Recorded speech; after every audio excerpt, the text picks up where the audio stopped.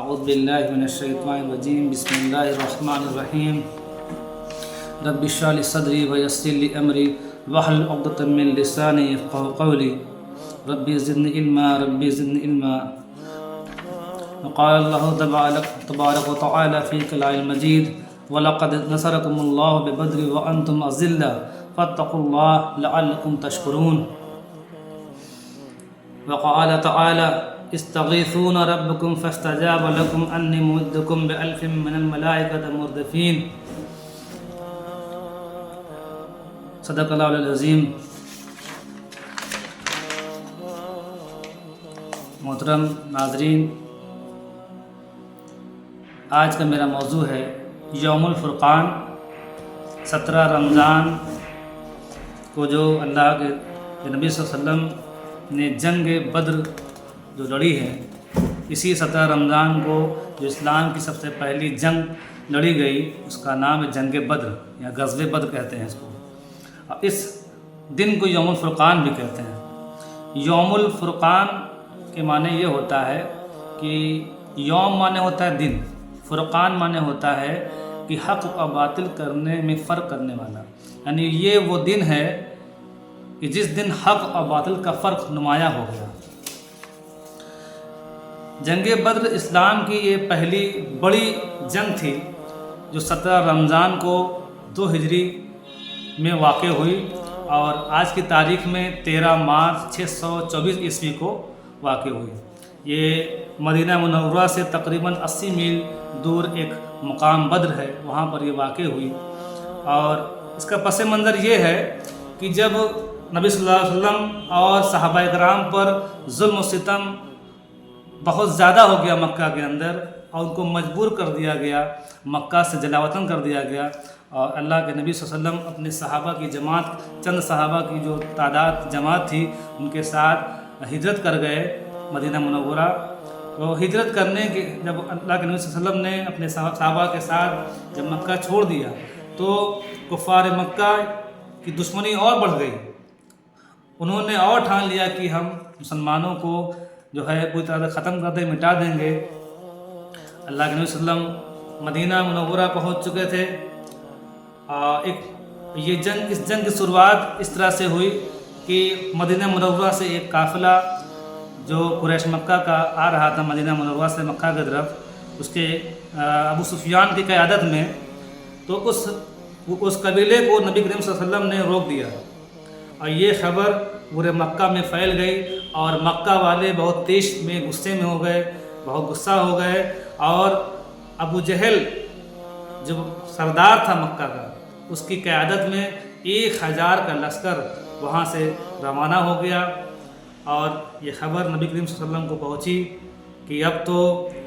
یہ بہت سنجیدہ معاملہ ہو گیا ہے، اب تو مسلمانوں کی تعداد اتنی نہیں ہے کہ ہم جنگ کر سکیں۔ تو اللہ کے رسول صلی اللہ علیہ وسلم نے اللہ تعالیٰ سے بہت دعائیں کی اور پورا محاذ تیار کیا، صحابہ کرام کی جماعت کو تیار کیا، ان کو موٹیویٹ کیا، ان کو سمجھایا، پوری جنگ بندی کی، اور اسی 17 رمضان کو یہ جنگ جو ہے واقع ہوئی۔ مسلمانوں کی تعداد اس جنگ میں مسلمانوں کی تعداد 313 تھی، اور جو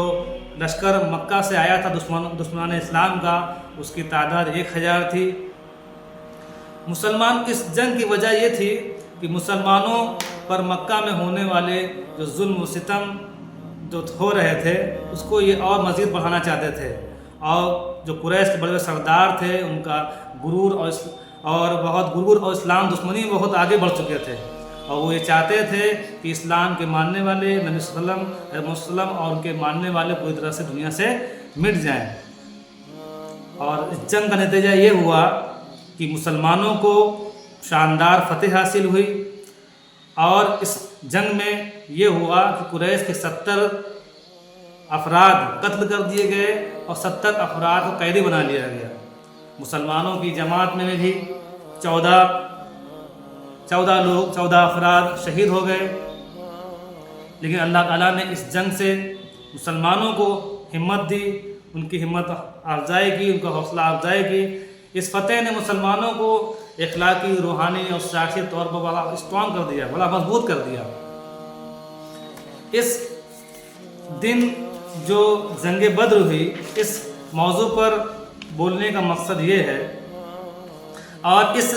ہم نے جو اس قرآن کی آیت پڑھی، وَلَقَدْ نَصَرَكُمُ اللَّهُ بِبَدْرٍ وَأَنْتُمْ أَذِلَّةٌ فَاتَّقُوا اللَّهَ لَعَلَّكُمْ تَشْكُرُونَ، کہ تم بدر کے موقع پر، اللہ کہتا ہے مسلمانوں سے، نبی صلی اللہ علیہ وسلم سے، کہ بدر کے موقع پر جبکہ تم بے سر و سامان تھے، تم کمزور تھے، اللہ نے تمہاری مدد کی، بس تم یہ کہ اللہ سے ڈرو تاکہ تم شکر گزار بنو۔ یہ اس آیت سے یہ واضح ہوتا ہے کہ اللہ تعالیٰ یہ ہمیں بتانا چاہتا ہے کہ تعداد کچھ نہیں ہوتی ہے، اگر تمہارے اندر تقویٰ ہے، اللہ پر توکل ہے، تو اللہ تعالیٰ کی مدد ضرور آئے گی، اللہ کی مدد ضرور آتی ہے۔ ایمان، اخلاص اور حکمت عملی اگر ہو انسان کے اندر، مسلمانوں کے اندر ایمان ہو، اخلاص ہو اور حکمت عملی ہو، تو چھوٹی سے چھوٹی جماعت بھی بڑے سے بڑی جماعت کو شکست دے سکتی ہے۔ آج مسلمانوں کی ایک کثیر تعداد ہے دنیا کے اندر، لیکن ان کی کوئی وقت نہیں ہے، انہیں جہاں دیکھو انہیں ستایا جا رہا ہے، مارا جا رہا ہے، ان کی کوئی وقت نہیں ہے، ان کی کوئی ویلیو نہیں ہے۔ اس کی وجہ یہی ہے کہ ہمارا ایمان کمزور ہے، اللہ پہ توکل ہمارا کمزور ہے، اور ہمارے اندر حکمت عملی نام کی ایسی کوئی چیز نہیں ہے جو اللہ کے نبی صلی اللہ علیہ وسلم نے ہمیں سکھائی ہے۔ اللہ اس بدر سے ہمیں سکھانا چاہتا ہے، جنگ بدر سے، کہ اللہ کی مدد ہمیشہ سچے مومنوں کے ساتھ ہوتی ہے، اور قیادت بہت زیادہ ضروری ہے۔ کسی بھی جماعت کو اگر آگے بڑھنا ہے، فتح حاصل کرنا ہے، اس کے لیے قیادت بہت لازمی ہے، اور قیادت کی پیروی بہت لازمی ہے۔ اللہ کے نبی صلی اللہ علیہ وسلم نے اس بدر کے بارے میں بتایا، یہ بدر کے دن اللہ کی مدد یہ تھی کہ میرے بغل میں جبرائیل تھے، ایک بغل میکائیل تھے، اور دونوں جنگ میں لڑ رہے تھے میرے ساتھ۔ ایک حدیث میں آتا ہے، صحیح بخاری شریف میں، حضرت علی رضی اللہ عنہ فرماتے ہیں، بدر کے دن ہم نے دیکھا کہ ایک دشمن کے سر پر تلوار پڑی تھی، اور لیکن مارنے والا ہمیں نظر نہیں آیا، مارنے والا ہمیں نظر نہیں آتا تھا۔ ہمیں یقین ہو گیا کہ یہ اللہ کی مدد ہے ہمارے ساتھ۔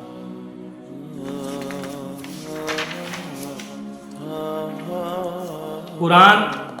ہمیں بار بار یاد دلاتا ہے،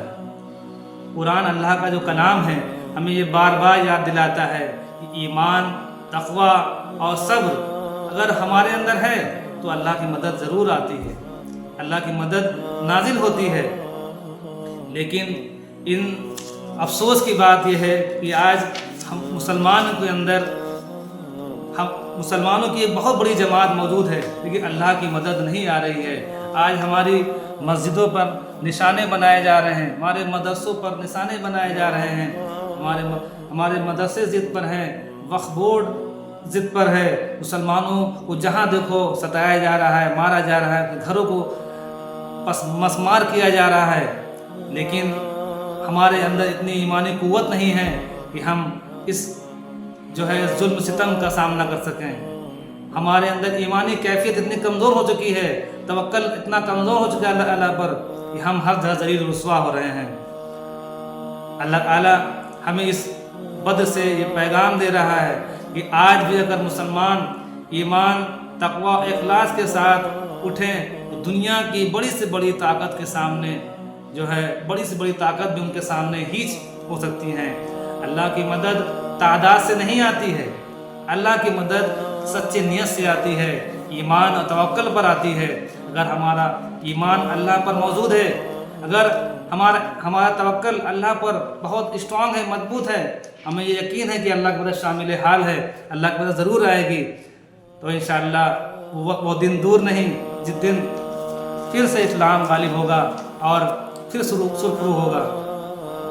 اللہ فرماتا ہے، ان تنصروا اللہ ینصرکم ویثبت اقدامکم، اگر تم اللہ کی مدد کرو گے تو اللہ تمہاری مدد کرے گا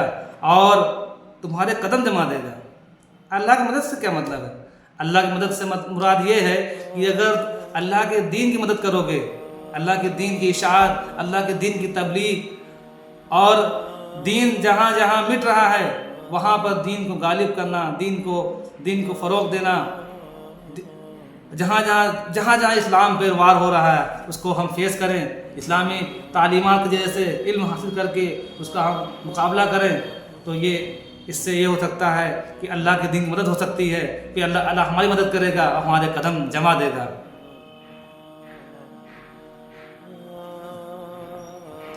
آج مسلمانوں کا یہ حال ہے، ہم لوگوں کا یہ حال ہے کہ صرف تعداد، طاقت یا مال پر بھروسہ کرتے ہیں، یا تو طاقت پر بھروسہ کرتے ہیں یا مال پر بھروسہ کرتے ہیں، یا پھر